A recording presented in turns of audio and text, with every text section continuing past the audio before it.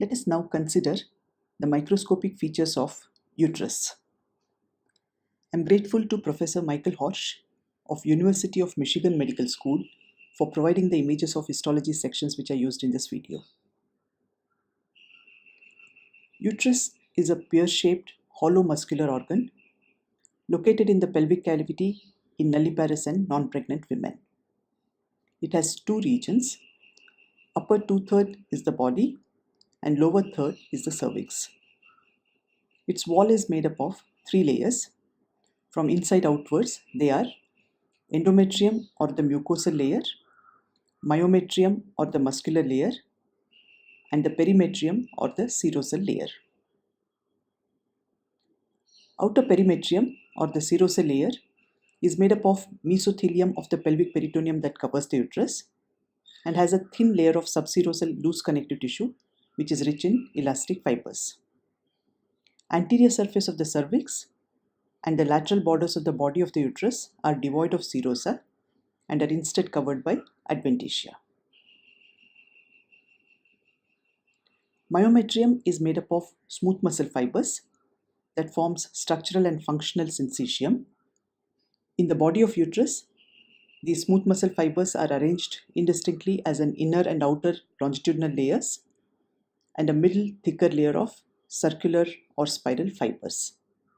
In case of cervix of the uterus, there is relative abundance of connective tissue and fewer smooth muscle fibers.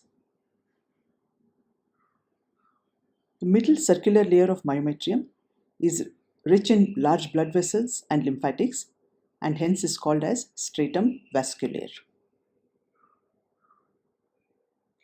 Endometrium consists of lining epithelium and supporting endometrial stroma, which is made up of cellular connective tissue, blood vessels, and tubular glands that run perpendicular to the luminal surface, extending all the way to the myometrium. Lining epithelium of the uterus is ciliated cuboidal type before puberty and becomes columnar epithelium after puberty. Uterus is supplied by uterine artery with or without the contribution from the ovarian arteries. These uterine arteries give 10 to 12 arcuate arteries which anastomose with each other in the myometrium. From these arcuate arteries, radial arteries arise. They pass through the myometrium to enter the stratum basale of the endometrium. Here, these radial arteries give straight arteries that supply stratum basale and spiral arteries that supply the stratum functionale by branching into capillaries and lacunae.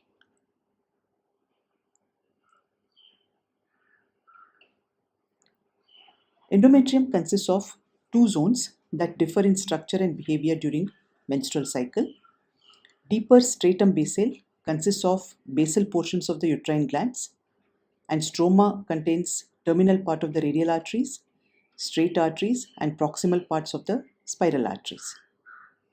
The superficial thicker stratum functionale consists of more superficial part of the glands, and stroma contains terminal parts of the spiral arteries, capillaries, lacunae, and their venous counterparts. Stratum functionale is sloughed off during menstrual phase of every menstrual cycle.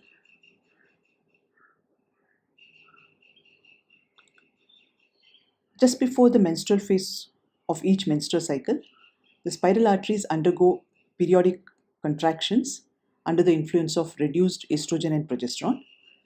This causes ischemia of stratum functionale. So during this menstrual phase, there is reduced secretion from the glands, reduced edema of the stroma, resulting in reduced height of the endometrium. Superficial parts of the uterine glands and the stroma of the stratum functionale are sloughed off during this menstrual phase, disrupting the lining epithelium. So at the end of menstrual phase, only the stratum basale persists and most of the stratum functionale is shed off. In the proliferative phase, the glands in the stratum basale proliferate to replenish both the glands in the stratum functionale layer as well as the lining epithelium. During the proliferative phase, The glands appear straight with narrow lumen. Stromal cells proliferate. They replenish collagen and ground substance. Spiral arteries begin to elongate as the height of the endometrium increases from 2 millimeters to up to 3 to 4 millimeters. During early secretory phase, height of the endometrium increases due to stroma becoming edematous. Glands will attain a corkscrew-shaped appearance.